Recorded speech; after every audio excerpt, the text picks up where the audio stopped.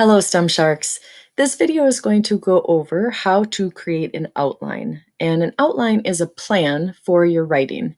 So you've completed that whole research process. You started with a strong driving question here to guide all that research. You have learned, you have read, you have learned and read again and again. You've taken notes. And so your brain is full of all of this information that now you have an opportunity to share with a bigger audience. That can feel pretty overwhelming though. So with all of that learning and all of that new information in your head, it's really important to have a plan, which is an outline for what you're going to write. So you want to be thinking about, how am I going to organize this information, all of these things that I've learned, how am I going to organize that so that it's clear to my readers? So we start with this driving question, and that's what guided all of your research. Now, your written product is the answer to that driving question. So you're trying to educate your audience about the topic. Whenever we write in a more formal academic way, and this could be whether you're creating a Google tour or maybe a magazine article or a podcast, a speech to a group of your peers, or more of the traditional essay writing, in all of those types of products, you still need to have an organization system to your writing. So the first component that we're going to go over is every strong piece of writing is going to try to get the attention of the audience. So you want the world, our attention gets competed for in everything, right? So you want to make sure that you're making an effort to try to get the attention of your audience. You also want to make sure that you're making or stating some sort of claim or thesis. So in one sentence, what is your entire written piece trying to communicate and share with people? Then the next part, like the next kind of section and the way that we organize our writing, is you'll have these points or reasons, and then evidence, explanation, supporting ideas and details about that point or reason. So for instance, if my driving question is, what is the best fruit for me to eat? Then I'll figure out some way to get the audience's attention, right? And to state what the answer to that is. So I think oranges are the best fruit that a person can eat. And so then in my first reason, I'll state my first reason here is that they're highly nutritious, right? So then all of the evidence that I would put in this section is going to tell you more specific details about why they're nutritious. So I might list things like there's a really high vitamin C content, there's fiber in there that's good for you in an orange. So the details I'll list here. I'll have my next reason, right, is that they're good for the environment, let's say, because they don't have a paper or plastic peel. It's a biodegradable peel, right, on the outside. So there's no waste there that doesn't harm the environment at all, right? So I'll list those details here. The point being, I'm going to have several reasons or big ideas, main ideas to support my overall answer to my driving question, right? Once I've explained, so that's the body of whatever written piece I'm doing. Once I've explained all of my thinking and everything that I've learned, and it's nice and organized, then the last section here is going to be a conclusion. And so I'm going to answer at least one of those questions. I'll talk about, why does this topic matter? I might talk about what I hope my audience has learned and why I think it's important. But then I also might give them next steps. And that's important, especially if we're trying to persuade somebody, right? So that's the basic structure of any outline. Sometimes, though, we have a written product or our driving question, we might need to tweak this outline a little bit. So be aware that you have the right to be able to do that. I mean, you're trying to communicate to an audience, and so you've got to figure out what the best way to do that is. So for our urban legend projects, we started with the driving question of, how do urban legends begin? How do they change? And then how do they spread so quickly, right? And so easily? And then the second part here was, how do urban legends impact our culture? Like, why is it important maybe for us to study urban legends and to really be thinking about our sources and the truth in what we are communicating? So those were the kind of two pieces that we've been digging into with the sources that we did and researched together. Then you chose a separate urban legend for you to focus on. And so our goal now is to communicate to a bigger audience what your urban legend is and what the story is. What did you learn about it? And that's this section here with the claim, right? So where did your legend come from? Is it from a specific area of the city or state or country, or what year did it start in? When did we first start hearing stories like this on this specific urban legend? Is it based on a real event, maybe, right? What are the origins of that urban legend? So you want to think like a news reporter here. You're trying to give us the who, what, where, when, and how details. So those details here, right? Those are the ones that end up going in here. And then in the next section that we're going to write, so our next kind of point or reason, we're going to go ahead and talk about the different versions of that legend. So what's true about it and what's not true about it? Maybe how has it changed over time?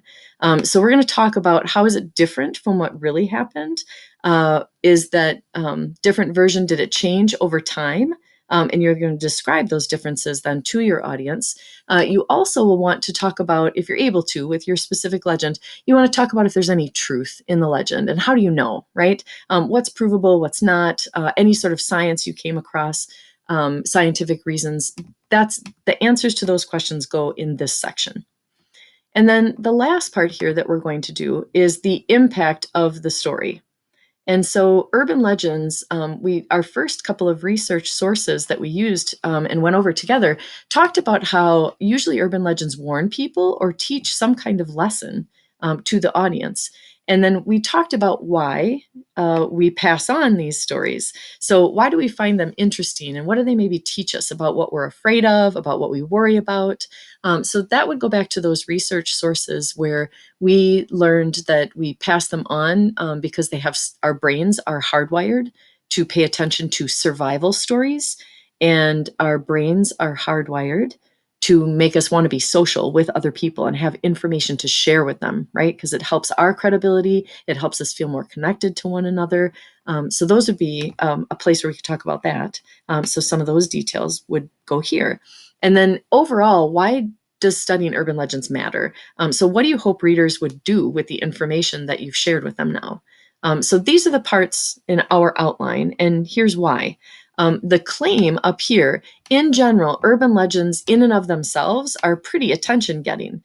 And so we're going to break down the kind of traditional essay writing process where we get people's attention in the beginning and then we give them these reasons and explanation. And then we have our conclusion, right, where we talk about the impact or the importance of our topic.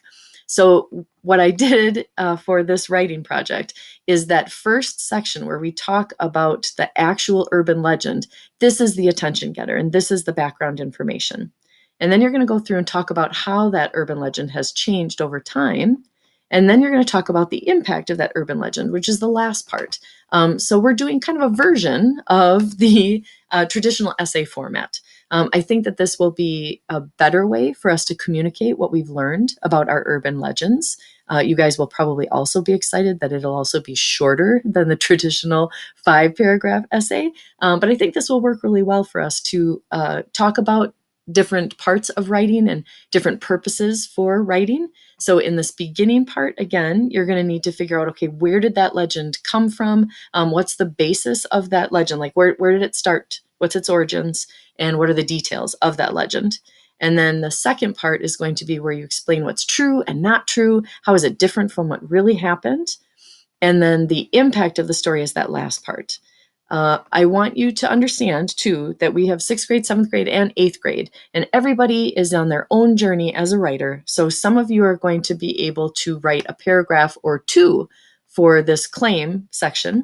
Some of you will also be able to write a paragraph or two for the second section, and some of you will be able to write a paragraph or two for that last section. So overall, I am looking for you to have at least 3 paragraphs to your writing. They might be bigger paragraphs, maybe in this middle section if you keep it all together in one. But feel free to play around with the organization of your writing. I'll talk about that in some later videos where we talk about transitions. But for now, our goal is really just to organize our thinking. And so what does that look like, right? I want to scroll down quickly here because this is the outline rubric. So know that in your assignment posted on Google Classroom, that at the bottom of this is the rubric that I'm going to use to give you feedback. So if you want to see that ahead of time so that you know what you need to do in order to score proficient or advanced. right? Okay, so now we're down to the work time, right? Okay, so that's great that's what an outline looks like, but how do I actually do it, right? So I want to show you the first step that I do is I'll pull all of my sources that I have digitally annotated here. So we have this first source, the second source that we went over together in class, right? And then we also have this third source. This was the test that you guys took about to be able to demonstrate your skills in annotating independently. And then these are my two sources that I did just on my topic. So I did the topic of alligators in the sewers of New York City. And so here are my two sources that I annotated on my own, right? So as I get myself set up, I want my sources to actually be kind of off to the side for me. So I'm going to go ahead and split my screen. If you saw me do that, you can go to the side, grab the whole tab and internet browser kind of window. And if you slide it over to one side or the other on your Chromebook or your laptop, it should give you that kind of grayed box. And then it'll separate like this. And so now I can come in and I can go ahead and grab my outline. So I've already set up my outline here to share with you. And I just want to go over how I did it and how I used my research to help me out. So I'm going to slide this over so you can actually see it right in our windows. And that means I'm going to pull this guy over because I'm going to show you the different drafts, like the different versions here for me, how my writing developed. All right, so this is kind of a nice treat or a nice trick that you can do with your writing, or if you want to be able to check the history of your writing. So I just went through and checked on that version history, and I named all these ahead of time to be ready to talk with you about. So here's how I started, right? I had that original outline just all set and ready to go. So here's where my drafting begins. So I needed to go through my sources. So I didn't check the first, second, or third source that we did together for this first part because I'm just focused on my two sources that I used. And so I went to this debunking source that I had. And this is the one that gave me the science about why it is not a true urban legend. So I didn't need that for this first section. For this first section, I instead went to the timeline that I used from the New York Times article that went through, and it was written in 2020, and it went through and just gave me a timeline. There was a ton of great information about how alligators have been reported in sewers since 1907. And so I went back through all of my annotations and the main ideas and key details of what I highlighted on my source. And so then I went through and I just did, you'll notice these aren't complete sentences, not all of them at least. And so I just went through and said, okay, the claim, what's the claim? Alligators live in the city sewers in New York and in New Jersey. I went through and put in the early 1900s where they were found, that there were more claims in the 1930s, and that since the 1930s, there was a New York City worker named Teddy May. He is right here. I just traced through my sources, right? I just went through those timelines. So up and coming here is Teddy May, right? So he passed away, I believe, in like 1960. Yep. And so, but he insisted that for the last 30 years, he had been killing alligators in the sewers so that New York City would not be in danger. So I had him there. Sorry to laugh. Sorry, Teddy. The 1980s brought more sightings. And then even the last 30 years, there were more reports. So the most recent ones were in, let's see, let me go. There we go. So the most recent ones were in 1997, 2001, and 2010. And so in typing this out, I'm also seeing that this is all coming from that source. So if I know that I have to cite details from at least two sources, then the next step that I want to do, once I've outlined and put down the details here that I want to use in my written piece, then what I'm going to do is actually add the notes about what source I got those from, those details from. So I just hyperlinked here. I copied and pasted that into my notes here, the details that were best in the timeline, and it's coming from that New York Times source. So then I just hyperlinked that to help me out for when I'm actually writing the written piece, right? The next thing I did is I thought, and you can do this in either way. So you can either write out all of your sources like I did for this first part, and then add the source that you're getting that from on the side. And it might be two sources because you've done two sources. So you might have some information in one source you want to use, some information in another source that you want to use. For this next section, I want to demonstrate to you that sometimes it starts the other way around, right? So right here about the what's true and what's not true, I got lucky with my sources in that what's true and what's not true was really covered in the debunking urban legends here. And so I went through and hyperlinked this source right away.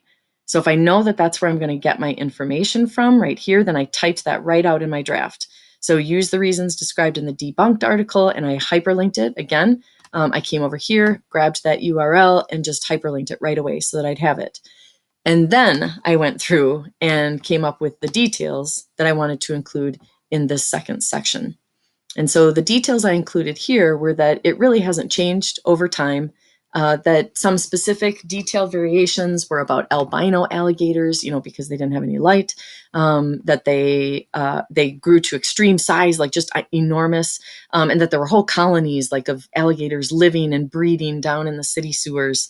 Most reports, though, could be able to be traced back to pet alligators that were abandoned when they grew too big to care for.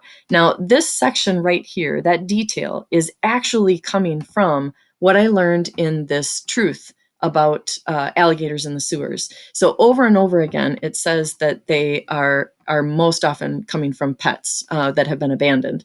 So I'm not going to quote that detail, though, in my written piece. So I didn't write over here, I didn't add that source to my evidence. Because it just kind of states it over and over again. It even, I think it even mentions it a little bit in here. I'd have to double check in that first source. What I do want to quote, though, is the reasons why they won't be able to survive. So I took that off of this source again here. She goes through and explains the reasons why they won't be able to live in the sewers. And so I just took and put that in my words over here. I'm just summarizing what it said. So it's been debunked because the weather's just too cold for them to survive. There's not enough food, and their digestive systems won't work in the cold weather. And that water down there is disgusting in sewers. Like that's all the stuff coming from your houses and your toilets and your sinks and things like that. Gross. So that's way too toxic. It hasn't been treated. It's way too toxic for alligators to survive. And so I'm just putting that information here into my words, so that and it's more of that summarizing and paraphrasing that we were really working on in our first projects. Okay, so the next section then, I know that for that next section, I want to talk about why is it important for us to study urban legends? And so then I did really go back into and take a look at the first article that we annotated. And many of you have paper copies to this, not digital copies. So you're going to need to have your paper copies out on your desk, wherever you're working, so that you'll be able to go through the notes that we did together on why and how they spread so quickly. And so once I went through this source and then also went through the second source that we covered and even that final source about why some urban legends go viral, right? So I took a look, I just kind of reviewed those again. I skimmed and reread the parts that I had highlighted so that I could wrap my head around what I wanted to say here. And so I think that people pass urban legends on to scare, to entertain. And so why? They're intended to warn people and teach lessons up here. So I want to try to put some of that into my words and apply it to the specific urban legend that I researched. And so there's enough believable, I write here, in that urban legend about the alligators to keep the story going. And that's one of the things that we learned in both this site, this source and this first source with the alligator here, right? So there has to be enough that people believe it. And so those alligator sightings in the cities, it was believable, right? People had actually seen, and it was in the news, these alligators, some of them even dead, that they found. And then in the process of trying to capture them, they killed them, right? So there's evidence that, yeah, there it is. Alligators in the city. We know that the story isn't true, but we keep passing it around. And so when I was thinking about it, the characters who are attacked in the movies, so there is a movie about this, and that helped me think about the fact, let me be clear. There is a movie, like the Ninja Turtles, but then there's also this movie in the 80s about a giant mutant gator in the sewers of Chicago. So in all of those kind of scary movies, the character who doesn't believe is the one who dies, right? Like they're the one who gets attacked and who doesn't make it to the end, the one who goes down into the basement when they know they shouldn't. Everybody in the audience is screaming no, right? So it is to warn us and to scare us so that people don't go down into the sewers exploring things. People don't go in places that they're not supposed to go, right? So we keep telling these stories over and over again, even though we might know that they're not true, right? Even though there's all this evidence, like in this debunking article, that proves that no, they're not going to live down there. This urban legend has also been told for over 100 years. Those first stories were way back in 1907, when people were able to still buy alligators through the mail, right? Like that's crazy to me.